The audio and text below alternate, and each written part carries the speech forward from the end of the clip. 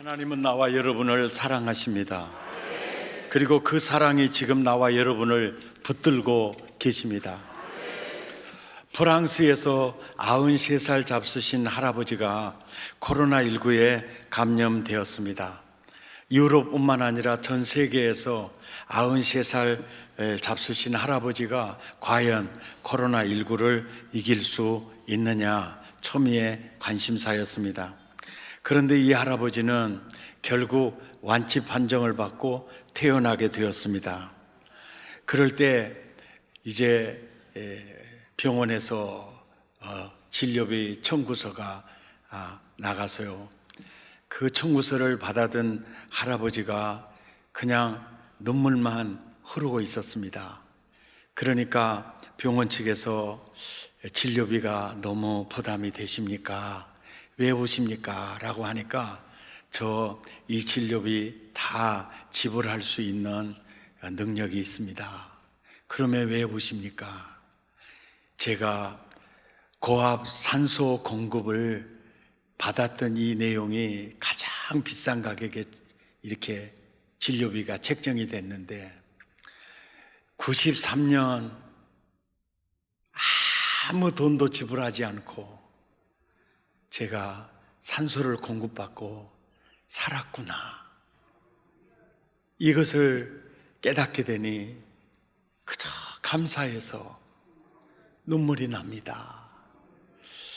사실은 아주 건강할 때 또 잘 될 때 그때는 진짜 그게 감사한지 모르거든요. 고압 산소 공급을 받고 살아난 이후에야 마음껏 산소를 마실 수 있는 이 은혜가 너무 컸죠.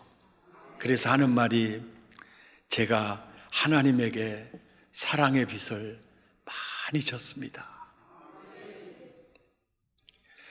감사해요, 주님의 사랑. 감사해요, 주님의 은혜. 감사해요,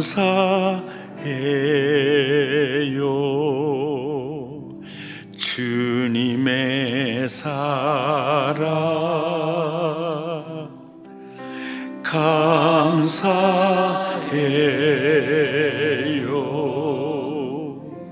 주님의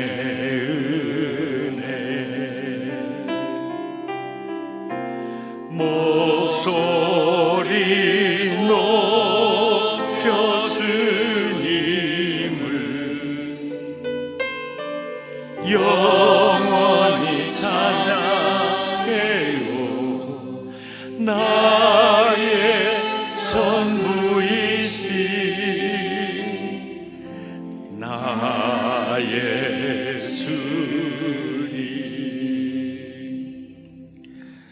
오늘 본문의 말씀은 바울 사도가 이스라엘 백성 출애굽해서 광야 40년 동안 그들을 훈련하는 과정에 물이 없을 때 그들은 원망했고 먹을 음식이 없을 때 그들은 원망했고 원수를 만날 때 그들은 원망했고 그때마다 하나님께서 마음 아파하신 거죠. 야야, 너희들 그렇게 살면 안 돼. 그래서 결국은 그들이 멸망당한 이유가 바로 원망하다가 멸망당했다. 그 출애굽의 역사적 사건을 바울이 가지고 와서 우리에게 전해주면서 이것은 과거 역사로 끝난 사건이 아니고 오늘을 사는 우리에게 본보기가 되고 거울이 되는 사건이다. 그러니까 하나님이 선택받은 선민들을 훈련하는 교과 과목에서 감사가 아주 중요한 훈련 과목이었다는 거죠. 이 성경을 자세히 보면요, 원망이라는 단어 멸망, 또 원망이라는 단어 멸망이라는 단어. 그러면서 이 말씀을 묵상하면서 딱 머릿속에 떠오르는 생각이 뭐냐면, 원망하는 게 멸망을 받을 정도로 큰 죄인가, 이 의문부호가 떠오르더라고요. 아니, 원망하는 게 멸망받을 정도의 그 정도의 죄인가, 이런 의구심이 들어요. 그래서 이 말씀을 깊이 묵상해 보니까, 그래서 그렇구나. 그들이 원망했다는 것은 하나님을 잊었다는 증거입니다. 그리고 하나님의 사랑, 하나님의 계획 불신했다는 증거입니다. 그리고 원망했다는 것은 하나님의 계획을 신뢰하지 않는다는 증거입니다. 그리고 지금도 놀라운 계획을 가지고 우리를 사랑하신 그 사랑이 지금도 이 광야에 한날 한순간도 버린 적이 없잖아요. 떨어진 적이 없잖아요. 그 사랑을 무시하는 증거가 되었죠. 한마디로 말해서 원망하는 증상이 바로 그 속에 하나님이 계시지 않은 거였습니다.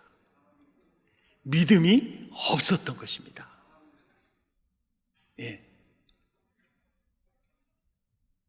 이 불신앙이 증거가 원망이었던 겁니다. 네 속에 하나님이 어디 있니? 네 속에 믿음이 어디 있니? 너희는 나를 잊었다. 하나님의 계획도 잊었다.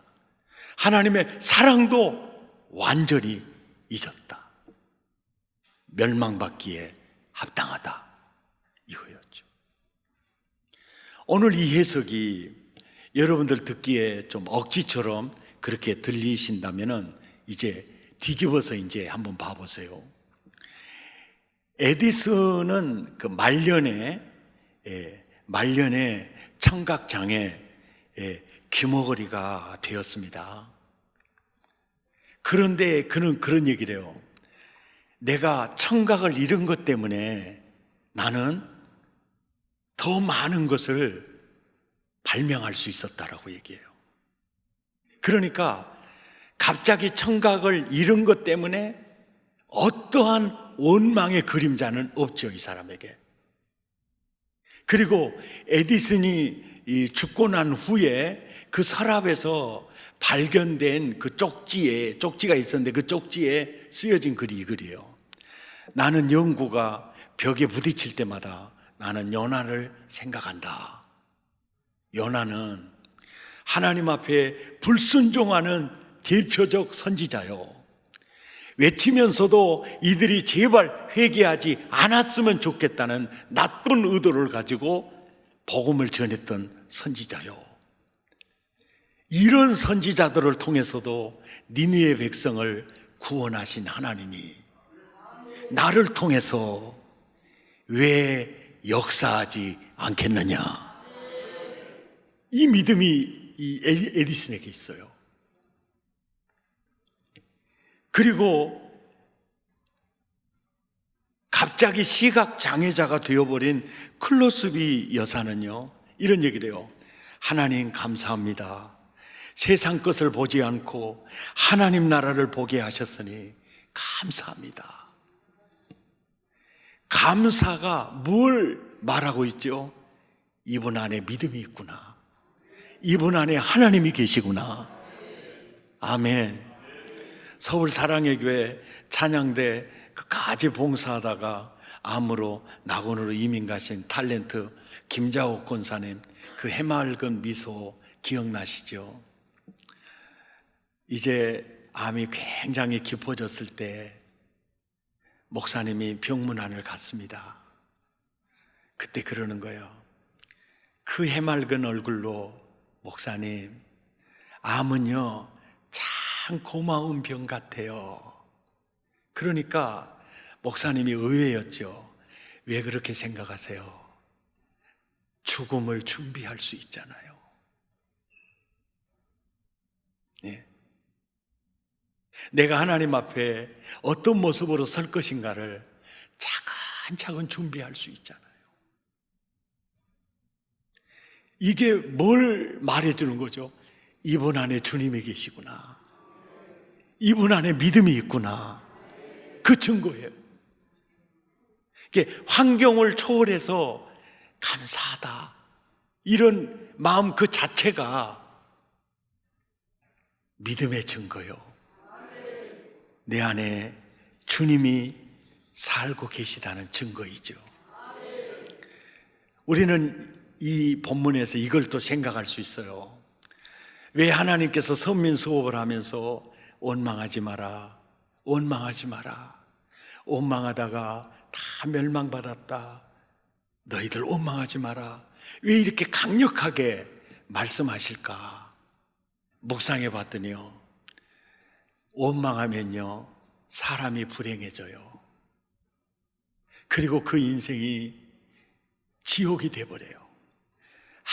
아무리 넓은 집에서 아무리 고급 세단을 타고 남들이 부러워해도요, 본인의 마음에 원망이 넘쳐 흐르잖아요. 그 인생 지옥입니다. 그런데 굉장히 힘겹게 하루하루를 지내는 사람도요, 감사가 넘치면요, 감사가 넘쳐 흐르면 행복하고요, 그 인생 자체가 하나님 나라예요. 아멘. 그러니까 너희를 향한 나의 생각은 토부야, 토부. 나의 평생의 선하심, 토부하심과 헤세드가 나를 떠나지 않으니 여호와께 감사하리로다. 감사하리로다. 이게 감사와 토부와 헤세드가요, 이게 뗄 수 없는 이 한 단어예요. 원망하지 마라. 왜? 원망하면 네 인생 지옥 된다. 환경을 초월해서 감사하면 네 인생 천국이다. 그러니까 너는 내 아들이야. 내 아들처럼 살려면 원망의 그림자는 없어야 돼. 일본의 유명한 신학자 우찌무라 간조는 하나님의 저주가 있다면 그것은 질병도 아니고 실패도 아니고 그리고 사람에게 배신당하는 것도 아니다. 하나님의 저주 세 가지가 있으니 첫째는 하나님이 믿어지지 않는 것이요, 둘째는 성경을 보아도 하나님의 말씀이 들려지지 않는 것이요, 셋째는 어떤 일에도 감사한 마음이 생기지 않는 것. 이것이 하나님의 저주다. 세 가지잖아요. 사실 하나입니다.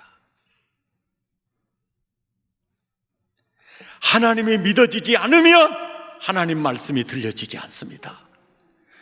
믿음이 없으면 감사할 수 없습니다. 이건 세 가지가 아니라 한 가지입니다. 오늘은 오래전에 세상을 떠나신 장영희 교수님의 에세이 글로 설교를 마무리하려고 합니다. 장영희 교수는 서강대에서 공부하고 미국 뉴욕 주립대학에서 박사학위를 받고 서강대에서 이제 교수로 재직하는 중에 2001년에 이제 유방암이요, 태어날 때부터 소아마비로 태어나서 목발을 의지하며 사는 한 여인인데 유방암을 2001년에 걸리고요, 그 다음에는 척추암을 걸리고요, 그리고 그 다음에는 간암으로 9년 동안 투병하다가 낙원으로 이민을 가신 분이세요. 그가 세상을 달리했을 때 국내 매스미디어에서는요, 대서특필 보도를 한 바 있는 그 장애인의 희망이었고, 또 그의 글을 통해서 많은 사람들의 심금을 울린 작가이기 때문에 굉장히 큰 슬픔이 있었죠. 오늘은 그의 글을 제가 하나 소개하겠습니다. 제목은요, 하필이면이라는 단어입니다. 왜 하필이면? 왜 하필이면? 몇 년 전인가 10대들이 즐겨 부르던 유행가 중에 머피의 법칙이라는 노래가 있었다. 확실히 기억은 안 나지만 기사가 대충 이랬다. 화장실에 있으면 휴지가 없고, 휴지가 있으면 화장실이 없고, 미팅에 가도 하필이면 제일 마음에 안 드는 애랑 파트너가 되고, 한 달에 한 번 목욕탕에 가도 하필이면 그날이 정기 휴일이고, 등등 무슨 일이든 어차피 잘못되게 마련이다라는 머피의 법칙을 코믹하게 묘사하고 있다. 이 노래에 나오는 하필이면, 하필이면이라는 말은 분명히 왜 나만은 이라는 의문을 전제로 한다. 그러니까 남의 인생은 별로 큰 노력 없이도 모든 일이 잘 되어 갈 뿐더러 가끔은 호박이 넝쿨째 글로 오는 것 같은데, 왜 하필이면 내 인생만은 아무리 길을 쓰고 노력해도 걸핏하면 일이 꼬이고, 그래서 공짜 호박은커녕 내 목도 제대로 못 챙겨 먹기 일쑤냐는 것이다. 그런데 억울하기 짝이 없는 것은 그게 내 탓이 아니라는 거다. 순전히 운명적인 불공평으로 인해 다른 이들은 벤츠를 타고 탄탄대로를 가는데 나는 펑크난 딸딸이 고물차를 타고 비포장 도로를 가고 있는 것이다. 아닌 게 아니라 하루하루 살아가면서 나도 머피의 법칙을 생각할 때가 많다. 한 예로 내 옆에 고리에는 겉으로는 구별이 안 되는 열쇠 2개가 달려있다. 하나는 연구실 열쇠요, 하나는 과 사무실 열쇠다. 과 사무실 앞에 서서 둘 중에 하나를 선택해서 꼽아보면 바로 연구실 열쇠가 나오고, 그래서 다시 또 열쇠를 꼽으면 그것이 과 사무실 열쇠였다. 연구실 앞에 서면 또 열쇠 둘 중에 딱 찍은 게 또 과 사무실 열쇠고, 또 두 번째 열쇠가 내 연구실 열쇠였다. 자, 확률로 따지면, 수학적으로 볼 때 확률로 따지면 반반이 되어야 맞는데, 왜 하필이면 10에 9은 틀리냐? 그뿐인가? 하필이면 큰 맘 먹고 세차한 날은 갑자기 맑은 하루에서 비가 내리고, 무엇을 사기 위해 줄을 서면 바로 내 앞에서 매진되고, 더욱이 얼마 전에는 길거리를 걸어가다가 내 어깨에 새똥이 떨어지는 일도 있었다. 나는 막연자실 한동안 서서 나의 하필이면의 운명에 경악했다. 1천만 서울 인구 중에 새똥 맞아본 사람은 아마 손가락으로 꼽을 정도 있을진데, 왜 하필이면 그게 나냐? 물론 이보다 더 중요하고 근본적인 하필이면도 있다. 남들은 멀쩡히 잘도 걸어 다니는데 왜 하필이면 나만 목발에 의지해야 하고, 어떤 사람은 펜만 들면 멋진 글이 술술 잘도 나오는데 왜 하필이면 나만 이 짤막한 글 하나 쓰면서도 머리를 벽에 박아야 하는가? 그렇다고 다른 재주가 있느냐 하면 노래, 그림, 손재주 그 어느 것 하나 내세울 게 없다. 하나님은 누구에게나 나름대로 재능을 골고루 나눠 주신다지만 아무리 생각해도 하필이면 나만 깜빡하신 듯하다. 언젠가 치과에서 본 여성지에 모 배우가 화장품 광고 출연료로 3억 원을 받았다는 기사가 실려 있었다. 3억 원이면 내가 목에 쉬어라 가르치고 밤 지새우며 페이퍼 읽으며 10년쯤 일해야 버는 액수인데 여배우는 그 돈을 하루 만에 벌었다는 것이다. 그건 재능이나 노력과는 상관없이 오로지 타고난 생김새 때문에, 그렇게 나의 의지와 상관없이 일어난 일 때문에 불이익을 받는다는 건 아무리 생각해도 불공평한 일이다. 나는 내가 잘 빠진 육체는 가지지 못했어도 그런대로 꽤 아름다운 영혼을 가졌다고 생각하지만 아마 내 아름다운 영혼에는 3억 원은커녕 300원도 주는 사람이 없을 것이다. 그러니 어차피 둘 다 못 가지고 태어날 바에야 아름다운 몸뚱이를 가지고 태어날 일이지 왜 하필이면 300원도 못 받은 아름다운 영혼을 갖고 태어났다는 말인가. 그래서 하필이면이라는 말은 내게 한심하고 매우 슬픈 말이다. 그런데 어제 저녁이다.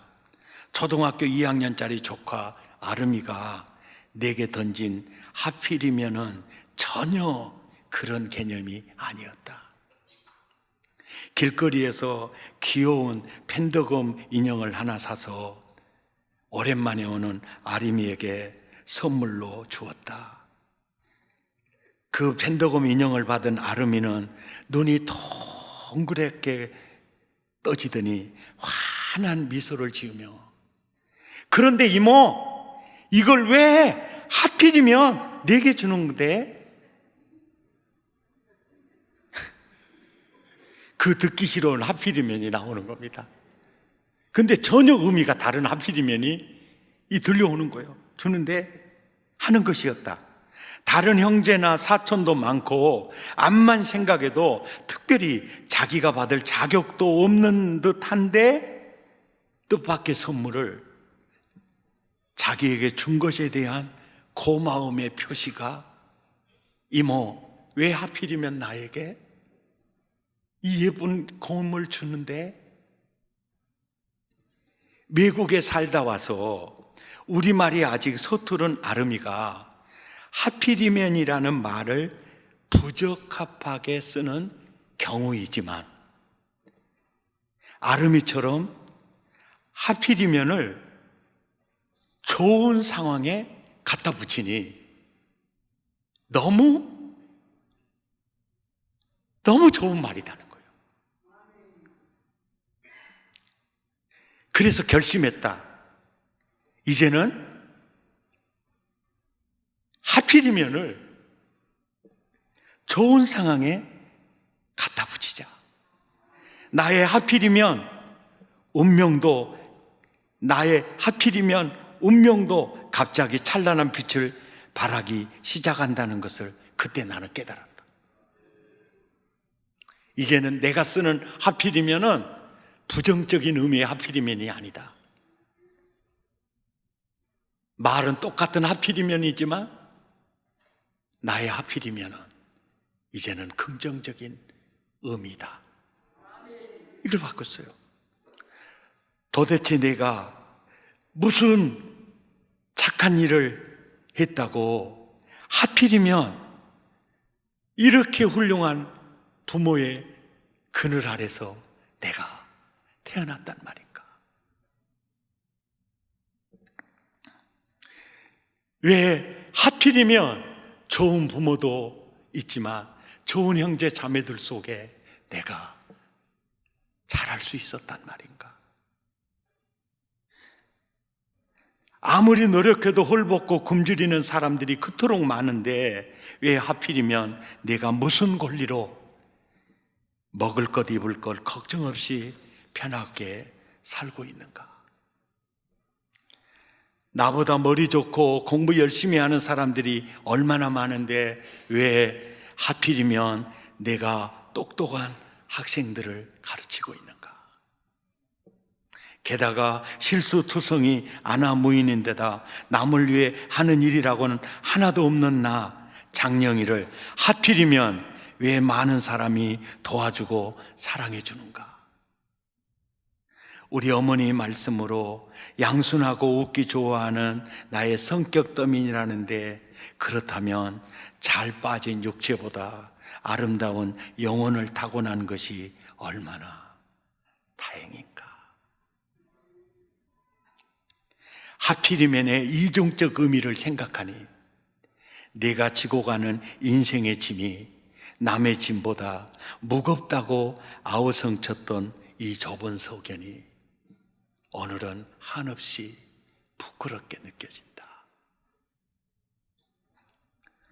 하필이면의 부정적 의미를요, 긍정적 의미로 뒤집어 버리니까요, 이 여인은 세상이 달리 보이더라는 거예요. 자기 인생이 달리 보이더라는 거예요. 원망의 요소가 감사의 요소로 뒤집어지더라는 거예요. 저주의 의미가 복의 의미로 뒤집어져 버리더라는 거예요. 불행의 요소가 행복의 요소로 변화돼 버리더라는 거예요. 아, 이래서 주님은 너는 절대 원망하지 마라. 원망하고 불평하지 마라. 왜 하필이면 부정적 의미로 사용된 이 단어가 긍정적 의미로 바꿔버리면 이 여인이 깨닫는 거예요. 이 작가가 깨닫는 거예요. 세상이 달라지더라. 아, 이래서 주님은 원망하는 인생 되지 말고 너 감사하면서, 범사에 감사하면서 살아라. 이게 뭐요? 나는 네가 천국 되기를 원한다. 하나님 나라 모델하우스 되기를 원한다. 인격은요, 감사로 결정됩니다. 얼마나 가졌느냐, 그게 중요하지 않습니다. 얼마나 감사하느냐입니다. 아무것도 없어도요, 감사합니다. 내 잔에 넘칩니다. 그 사람이 진짜 부자입니다. 많은 걸 가지고 살아도요, 감사가 없으면요, 그건 가난한 사람이에요. 신앙 지수는요, 감사에 달려 있습니다. 행복 지수도 감사 지수에 달려 있습니다. 왜 하필이면 나 같은 사람에게 이런 은혜를 주셨을까? 항상 왜 하필이면, 왜 하필이면, 왜 설교 듣고 계세요? 왜 하필이면, 왜 하필이면, 아멘 하지 말고 따라서 하세요. 왜 하필이면, 왜 하필이면, 할렐루야. 이게 은혜예요. 예, 의미를 뒤집어 버리면 그게 천국이 되는 거죠. 찬양하십시다. 지금까지 지내온 거 주의 크신 은혜라.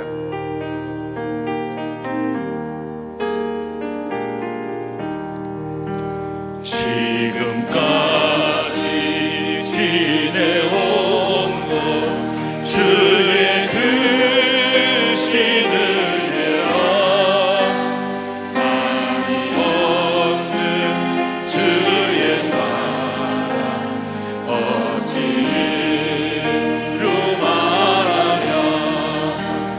자나깨나 주의 손이 항상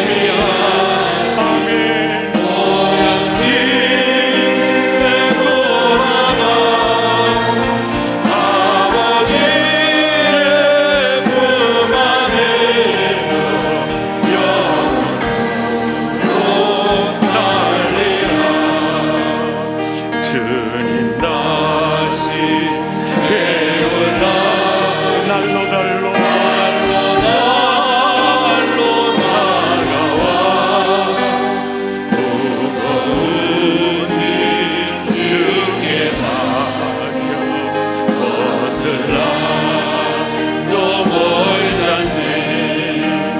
나를 위해 예비하신 고향 집에 돌아가. 아버지의 품 안에서 영원토록 살리라. 몸도 맘도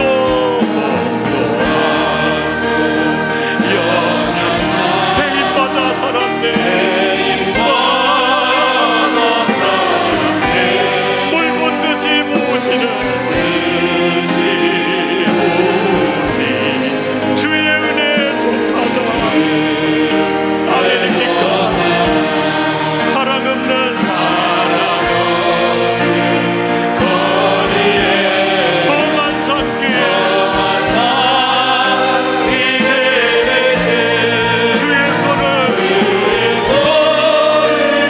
굳게 잡고 찬송하리라.